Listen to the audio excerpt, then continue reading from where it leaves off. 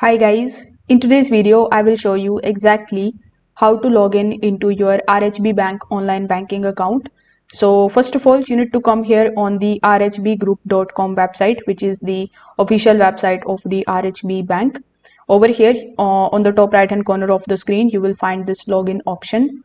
Now when you click on this login option you will be shown bunch of different options here, like we have RHB online banking, then Reflex, Trade Smart, etc.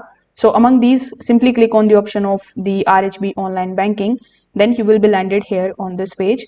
It is going to show you a pop-up of allowing certain permissions, so you will have to allow those. After here on this page, simply just provide your username, then click on the option of login. On the next page, you need to provide your password and you will be able to log in into your RHB bank online banking account. Now here, if you don't have activated your online banking yet, you can just also click on the option of register now. Then you can provide your card number or your loan account number and press next.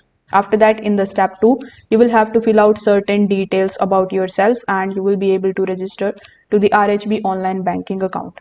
Now, if you want me to create a tutorial on this topic, you can just let me know that in the comment section below. Thanks for watching.